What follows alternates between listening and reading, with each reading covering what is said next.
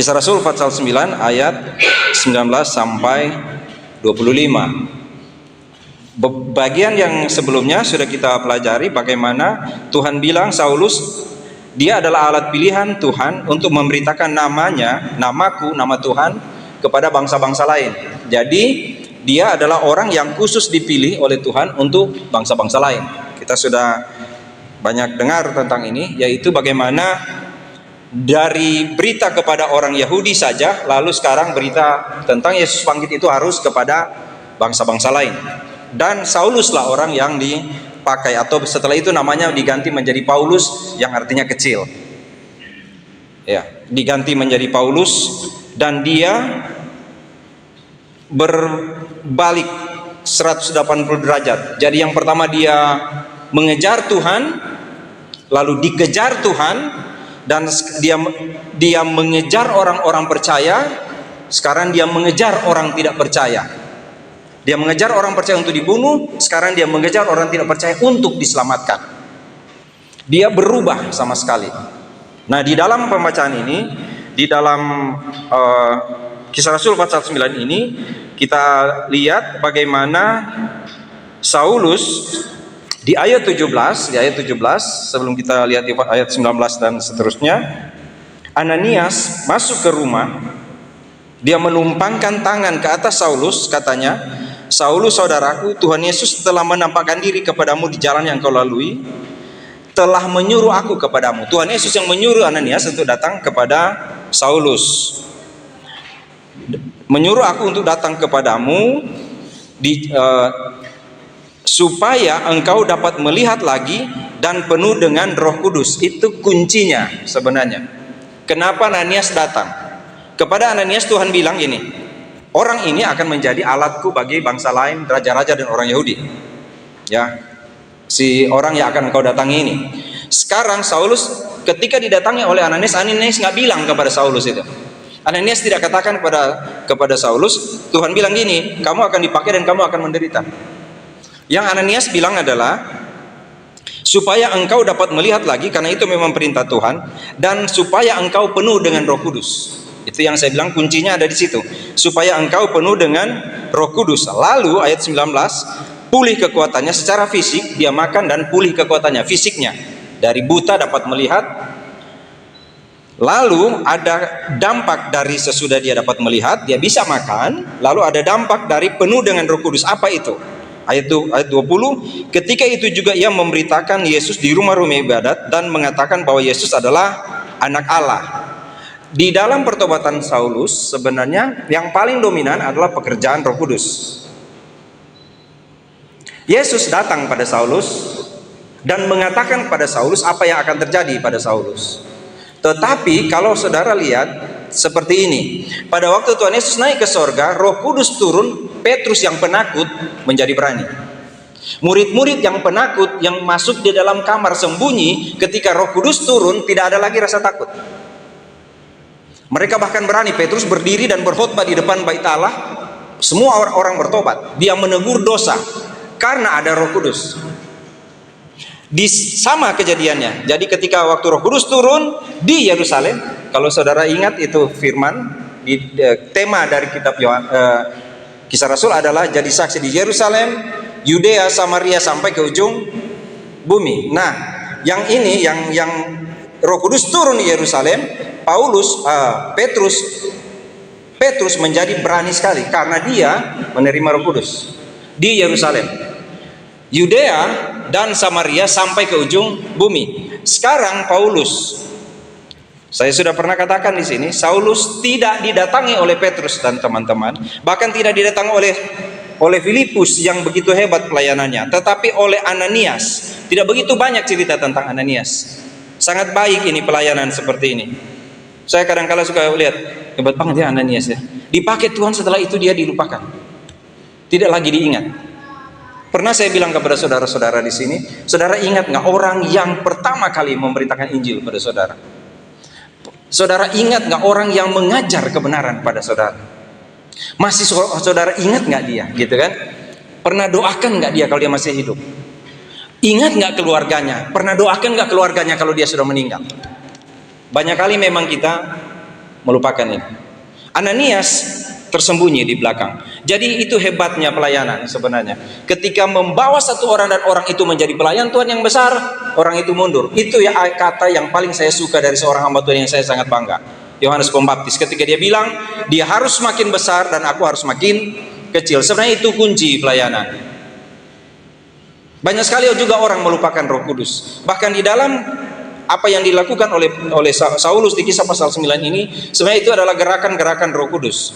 Kalau saudara mau pelajari Alkitab, bukti bahwa Roh Kudus bekerja seperti yang dikatakan di Yohanes pasal 14, 15 dan 16, itu terjadi dalam kehidupan Saulus. Yaitu ketika Tuhan bilang gini, kamu dunia akan membenci aku dan dunia juga akan membencimu. Tapi aku akan utus kepadamu seorang penolong bagimu. Dia akan mengingatkan kamu tentang apa yang aku katakan padamu.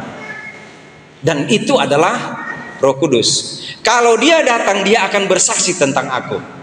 Dan kamu juga harus bersaksi tentang aku. Itu nanti ibu bapak boleh lihat di Yohanes pasal 14 ayat 26, Yohanes 15 ayat 26 sampai 27, Yohanes 16 ayat 1 dan 13 14, atau nanti kita lihat sebentar, kita baca. Jadi ada Bapa mengutus Yesus, Yesus memanggil Saulus, dan Roh Kudus mengutus Saulus. Saudara kalau baca di dalam Kisah Rasul pasal 13, di situ akan terbaca, maka Roh Kudus berkata, khususkanlah Barnabas dan Saulus. Kenapa? Pelayanan itu adalah pekerjaan Roh Kudus. Sehingga kalau kita melakukan sesuatu, itu harusnya digerakkan oleh Roh Kudus. Kadangkala Roh Kudus nggak pakai akal kita. Kadangkala Roh Kudus tidak pakai orang yang hebat sekali dalam pelayanan, hanya orang kecil. Buktinya adalah Ananias, bukan Petrus yang sudah belajar dengan Tuhan sepanjang 3 tahun, tapi Ananias yang Tuhan pakai untuk membawa Saulus, dan setelah itu Ananias. Tetapi sebenarnya kalau kita lihat yang membangun pelayanan itu dari Kisah Rasul pasal 9 adalah Roh Kudus. Apa yang Roh Kudus bilang? Mari kita lihat mulai dari Yohanes pasal 14 ayat 26. Itu yang tadi saya. Ini yang Tuhan bilang tentang Roh Kudus, dan ini yang terjadi. Pertama, tetapi Tuhan bilang, penghibur yaitu Roh Kudus yang akan diutus oleh Bapa dalam namaku. Yohanes 14 ayat 26. Yohanes 14 ayat 26, tetapi penghibur yaitu Roh Kudus yang akan diutus oleh Bapa dalam namaku, dialah yang akan mengajarkan segala sesuatu kepadamu dan akan mengingatkan kamu akan semua yang telah kukatakan kepadamu. Saudara ingat apa yang saya katakan hari Minggu? Kalau kita baca di sini di Kisah pasal 9, di Kisah pasal 9 dibilang begini, ketika itu juga ia memberitakan Yesus di rumah-rumah ibadat bahwa Yesus adalah anak Allah. Dari mana dia tahu? Dari mana Saulus tahu? Tiba-tiba dia pergi dan beritakan Yesus anak Allah. Berarti kan dia punya pengetahuan awal namanya. Itu yang saya sudah bilang hari Minggu kan. Berarti kan dia sebenarnya tahu bahwa selama dia di Yerusalem, Yesus ada di Israel, dia melakukan mujizat, dan orang-orang selalu bilang, inilah anak Allah, anak Daud, anak Allah. Ya sebenarnya Saulus tahu, tapi Saulus menutup pengetahuan itu dengan Taurat, sehingga dia membenci orang-orang yang percaya bahwa Yesus itu adalah anak Allah. Sebenarnya dari sini kita bisa belajar bahwa ada banyak orang yang membenci kalau kita bilang Yesus anak Allah, tapi sebenarnya dia dalam hatinya tahu Yesus ini anak Allah. Ada banyak kali orang yang sebenarnya pengen percaya Yesus itu anak Allah, tapi ditutup mata hatinya. Makanya sebabnya orang bisa mengerti tentang Yesus anak Allah kalau Roh Kudus bekerja di dalamnya. Kalau Roh Kudus bekerja, itu yang terjadi dengan Saulus. Ketika Saulus dipenuhi dengan Roh Kudus, itu di Kisah Rasul 9 ayat 17, maka dia dengan berani memberitakan Yesus adalah anak Allah. Kenapa? Karena ada Roh Kudus yang akan mengingatkan kamu segala sesuatu yang telah kukatakan kepadamu. Dialah yang akan mengajarkan segala sesuatu kepadamu. Di mana terjadi kata Tuhan Yesus tentang Roh Kudus itu? Di dalam diri rasul-rasul, dan dalam hal ini di sini dalam diri Saulus. Nggak boleh. Jangan geser Roh Kudus dari posisinya. Jangan geser Yesus dari posisinya. Jangan geser Bapa dari posisinya. Karena itu bahaya. Itu yang dibilang berhala. Ya, bukan pohon, bukan patung, bukan batu, bukan. Tapi kalau geser Roh Kudus, Yesus dan Bapa Tritunggal itu dari statusnya, itu yang dibilang berhala. Dan kadangkala kita melakukan itu tanpa sadar. Jadi hari ini kita lihat itu apa yang dilakukan oleh Tuhan kepada Saulus. Saulus dengan berani mengatakan Yesus adalah anak Allah karena Roh Kudus mengajarkannya demikian. Di Yohanes pasal 15, di Yohanes pasal 15 ayat 26 dan 27, kenapa Paulus berani? Kenapa Petrus berani bicara tentang Yesus? Yohanes pasal 15 ayat 26, jikalau penghibur yang akan kuutus dari Bapa datang, lewat itu, penghibur dari Bapa yang aku utus padamu, itu tuh Tritunggal. Dari Bapa yang aku utus padamu, atau penghibur yang kuutus dari Bapa datang, yaitu Roh kebenaran yang keluar dari Bapa. Jadi nggak boleh dianggap remeh kan tuh Roh Kudus, karena dia keluar dari Bapa, artinya Bapa dan dia itu satu. Oke? Ia akan bersaksi tentang aku. Itu yang membuat Saulus bersaksi tentang Yesus anak Allah. Kenapa? Karena Roh Kudus menguasai dia, dan Roh Kudus, tugasnya Roh Kudus ialah dia akan bersaksi tentang aku. Di pasal 16 ayat 1, Yohanes, ini tentang Roh Kudus. Semua itu kukatakan kepadamu supaya kamu jangan kecewa dan menolak aku. Jangan sampai menolak aku. Di pasal 16 ini kalau kita lihat ada banyak sekali penderitaan yang akan dialami oleh orang percaya.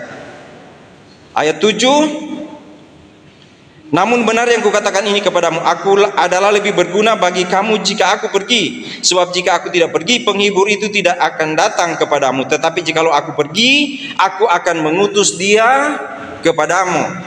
Ayat yang ke-13, tetapi apabila ia datang, yaitu Roh kebenaran, ia akan memimpin kamu ke dalam seluruh kebenaran.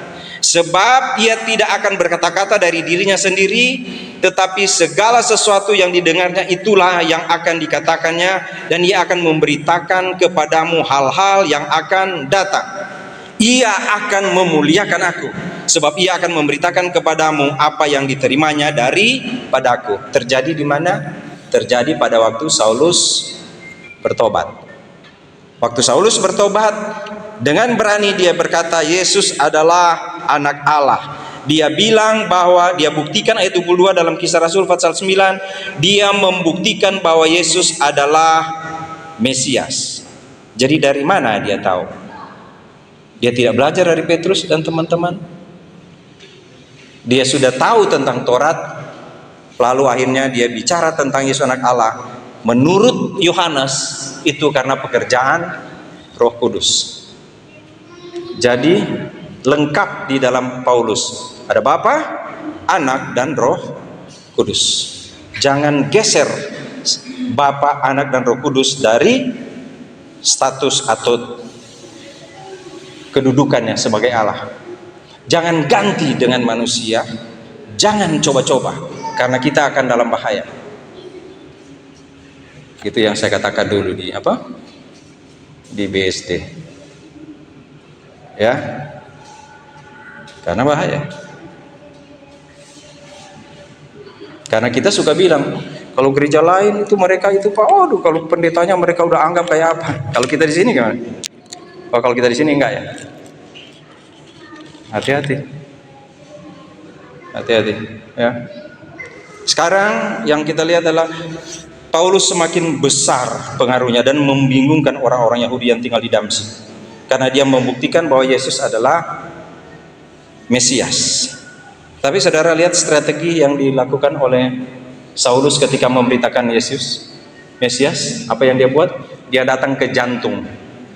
Dia datang ke jantung pertahanan orang-orang yang mengagung-agungkan Taurat.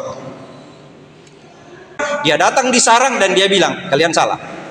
Karena Yesus itu adalah anak Allah. Bukan datang lalu dia setuju dengan Taurat. Apalagi bukan dia datang kepada Saulus lalu orang-orang dari orang yang bukan orang percaya itu ngajar di dalam dispensasinya Saulus. Saulus bilang terkutuk. Itu di Galatia pasal 1. Ya kan? Jadi kita cuma bergantung pada siapa? Pada Tuhan, karena nggak mungkin Tuhan tidak lindungi. Tuhan juga tidak mungkin tidak lindungi GA Solafide kalau kita mau melayani Tuhan, kan? Tuhan nggak mungkin tidak layani itu hamba-hamba Tuhan yang akan dipakai di sini, guru sekolah minggu, koordinator, para penatua, diaken dan semua di sini dalam pelayanan. Tidak mungkin Tuhan tidak layani, tidak lindungi orang yang melayani Dia. Kenapa? Buktinya ada dalam diri Saulus. Dia punya pengetahuan, Roh Kudus membantu dia. Dia berani melakukan pelayanan karena Tuhan bilang dia akan melayani sampai di ujung hidupnya dan dia akan berjalan terus. Ada orang yang membenci, tapi Tuhan akan melindungi setiap anak Tuhan yang mau melayani Tuhan. Kuat terus berdiri di tempat di mana kita tahu ini kebenaran. Jangan bergeser. Sekali lagi, bukan soal gaya, bukan soal upacara, bukan, tapi soal mau setia nggak kita pada Tuhan, berserah pada Roh Kudus. Jangan sampai menggeser Roh Kudus, menggeser Yesus, menggeser Bapa dari tempat yang seharusnya dia ada. Saya tidak mau bilang gini, jangan idola orang, bukan, tapi hati-hati. Saya cuma mau bilang adalah jangan geser Tuhan dari tahtanya. Oke? Berikut adalah, kalau kita mau melayani Tuhan, ikuti apa yang Saulus bilang. Paulus bilang, ikuti aku seperti aku pengikut Kristus. Apa itu pengikut? Silahkan Roh Kudus bekerja di dalam saya supaya saya bicara tentang Yesus dengan berani. Kalaupun ada yang menghambat saya tahu Tuhan selalu punya orang untuk bersama-sama dengan saya berjalan melayani Tuhan. Masih ingat yang saya katakan waktu lalu? Tidak pernah seorang hamba Tuhan berjalan seorang diri, karena Tuhan selalu mengutus berjalan berdua-dua. Artinya selalu ada teman dalam pelayanan. Dan Saulus dilindungi Tuhan, bukan dilindungi oleh orang-orang ini. Tuhan yang lindungi, karena Tuhan bilang dia akan menderita seumur hidupnya dalam pelayanan. Sampai dia selesai, dia bilang, aku telah mengakhiri pertandingan dengan baik. Mari kita berdoa.